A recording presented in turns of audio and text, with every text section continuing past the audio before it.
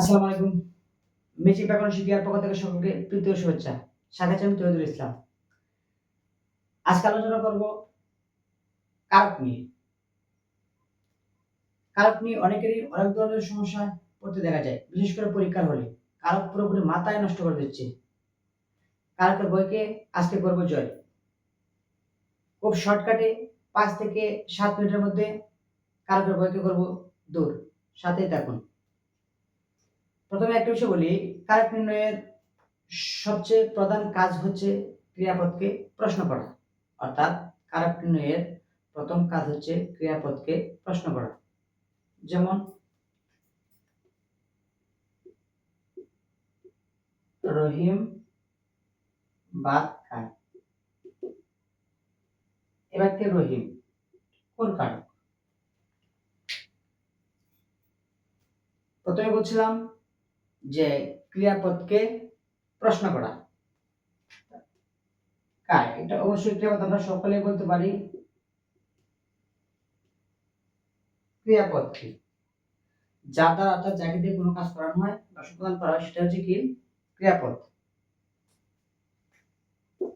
আরেকটি বিষয় সকলে মনে রাখবেন, সেটা হলো বাক্যে আমরা যে পদটিকে কারক নির্ণয় করব, সেই পদটি যদি নিজেই নিজের কাজটি করতে পারে তখন সেটা হবে কর্তৃকারক। আবার বলছি,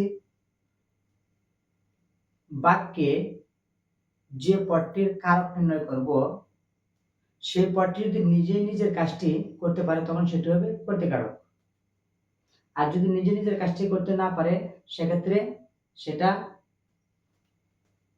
বিভিন্ন ওয়েতে দেখা যাবে, যেটা দিয়ে প্রশ্ন করা তখন সেটা আমরা খুঁজে বের করব। তাহলে এখন যদি বলা যায় যে রহিম ভাত খায়, ভাতটা কিন্তু রহিমই খাচ্ছে।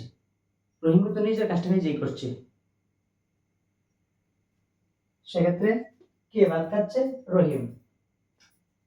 তার মানে রহিম হচ্ছে এখানে কে? এখানে কর্তৃকারক। ক্লিয়ার? যদি বলি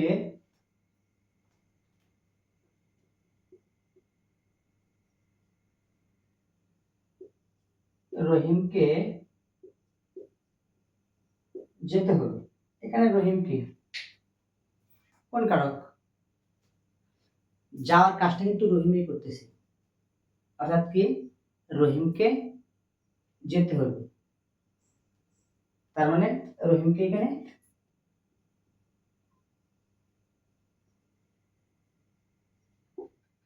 কর্তৃকারক। আর যদি আমরা এখানে প্রশ্ন করা হয় তাহলে কিন্তু সেটা বুঝতে পারবো আমরা কি? কর্মকারক। আসলে ভিতরে কর্মকারক হবে না। কারণ প্রথমে বলছি যে আমরা যে পদটির কারক নির্ণয় করব, সেই পদটি যদি নিজে নিজের কাজটি করতে পারে তখন সেটা হবে কর্তৃকারক। ক্লিয়ার? যে রহিমকে যেতে হবে, মানে কাকে যেতে হবে? যার কাজটা কিন্তু রহিমেরই, রহিমকে কিন্তু যেতে হবে। তাহলে সেটা হবে কি? কর্তৃকারক। আর যদি আমরা এখানে না দেখি, আমাদের ওই রুলসটা না দেখে যদি আমরা এটা বলি যে কাকে যেতে হবে, তাহলে কাকে যেতে হলে কিন্তু রহিমকে যেতে হবে। তার মানে সেই অনুপাতে সেটা কিন্তু কর্মকারক হয়। আসলে সেটা কিন্তু কর্মকারক হবে না। ক্লিয়ার? এখন যদি বলি বাবা অফিস যাচ্ছেন, বাবা কোন কারক? এক্স্যাক্টলি আমরা বলতে পারবো না কর্তৃকারক। কেননা কেউ অফিসে যাচ্ছে, বাবা অফিসে যাচ্ছে, অফিস যাওয়ার কাজটা কিন্তু বাবাই করতেছে। তার মানে কি? কর্তৃকারক। কর্তৃকারক। ক্লিয়ার? এখন যদি আমরা বলি যে আমি বই পড়ি, এখানে বই কোন কারক? এখানে বই কোন কারক? প্রথমে কিন্তু বলেছিলাম যে আমরা যে বাক্যে যে পদটির কারক নির্ণয় করব, সেই পদটি যদি নিজে নিজের কাজটা করতে পারে তখন সেটা হবে কি? কর্তৃকারক। তার মানে আমি বই পড়ি, বই কোন কারক? আচ্ছা, বই কি নিজে নিজে পড়তে পারে? অবশ্যই না। তখন সেটা হবে কি?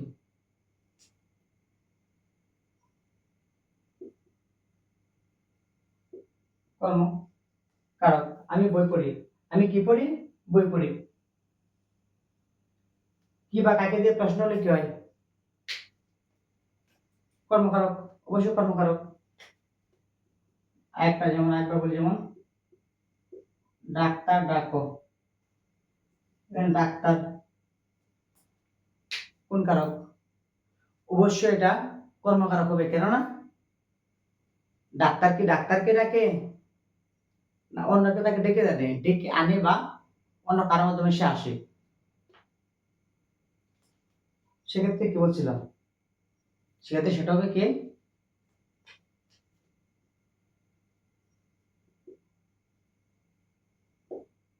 কর্মকারক। ঠিক আছে নি? যেমন শিক্ষক, একটা উদাহরণ, শিক্ষক ছাত্রকে পড়াচ্ছেন, তাহলে শিক্ষক কোন কারক?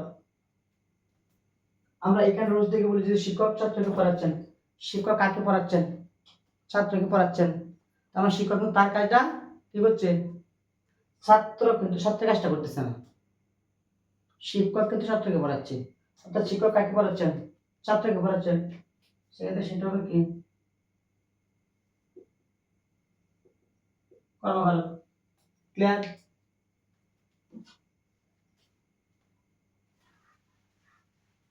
এখন যদি বলি যে ছেলেরা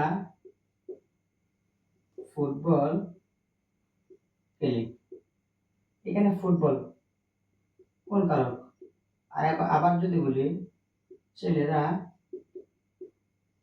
ক্রিকেট খেলে, ক্রিকেট কোন কারক? ছেলেরা ফুটবল খেলে, ছেলেরা ক্রিকেট খেলে। একটা জিনিস সবসময় মনে রাখবে যে খেলার ক্ষেত্রে খেলার নাম এবং উপকরণ যদি একই হয়, আবার বলছি খেলার নাম এবং উপকরণ যদি একই হয় তখন সেটা হবে কি? সেটা হবে করণ কারক। আবার বলতেছি খেলার নাম এবং উপকরণ যদি একই হয় তখন সেটা হবে কি? সেটা হবে করণ কারক। আর খেলার নাম এবং উপকরণ যদি ভিন্ন হয় সেটি হবে কর্মকারক। যেমন যদি বলি যে ফুটবল, আমরা বলটা দিয়ে কিন্তু খেলতেছি, এখানে আলাদা কোনো উপকরণ লাগতেছে না। কথা ক্লিয়ার? সেক্ষেত্রে সেটা হবে কি? সেটা হবে করণ কারক। কোনো পেছানোর দরকার নাই, জাস্ট এই জিনিসটা মনে রাখবে যে খেলার নাম এবং ধরন যদি এক হয় তখন সেটা হবে করণ কারক, খেলার নাম এবং ধরন যদি ভিন্ন হয় সেটা হবে কর্মকারক। যেমন ছেলেরা ফুটবল খেলে, ছেলেরা ক্রিকেট খেলে, ছেলেরা ফুটবল খেলে সেটা হচ্ছে করণ কারক। এখন আসো আমরা যদি বলি যে ছেলেরা ক্রিকেট খেলে, এখন তাহলে ছেলেরা ক্রিকেট খেলে এটা কোন কারক হবে? অবশ্যই করণ কারক হবে না। কেননা ক্রিকেট কিন্তু নাম কিন্তু ক্রিকেট, কিন্তু তার জন্য কি হয়? একটা ব্যাট লাগে, আমাদের একটা ব্যাট লাগে, একটা বল লাগে, তার মানে এটা উপকরণ কিন্তু ভিন্ন। তার মানে সেটা হবে কি? সেটা হবে কর্মকারক। যদি আবার একটা বলি যে ছেলেরা তাস খেলে, এখানে তাস কোন কারক? ছেলেরা তাস খেলে এটা কোন কারক? অবশ্যই করণ কারক। কেননা তাস দিয়ে কিন্তু তাস খেলা হয়, এখানে কোনো উপকরণ লাগে না, তাসটা কিন্তু উপকরণ। সেক্ষেত্রে তাসটা হচ্ছে করণ কারক। ক্লিয়ার? এখন যদি বলি ছেলেরা ক্যারাম খেলে,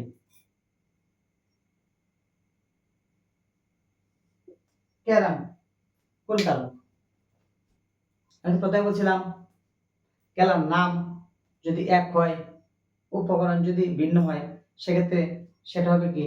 সেটা হচ্ছে কর্ম হবে। আর যদি খেলার নাম এবং উপকরণ একই হয়, সেটা হবে কি? করণ কারক। তার মানে কি? নাম কিন্তু তার ক্যারাম, কিন্তু তার জন্য উপকরণ লাগে। তার জন্য কি হয়? একটা বড় বোর্ড লাগবে এবং অনেকগুলা কি লাগবে? গুটি লাগবে খেলার জন্য। সেক্ষেত্রে সেটা হবে কি? সেটা হবে কর্মকারক।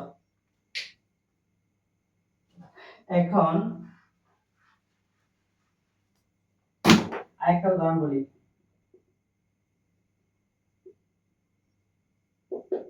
ছেলেরা দাবা খেলে। এখানে দাবা কোন কারক? সবাই কমেন্টসে জানাবে।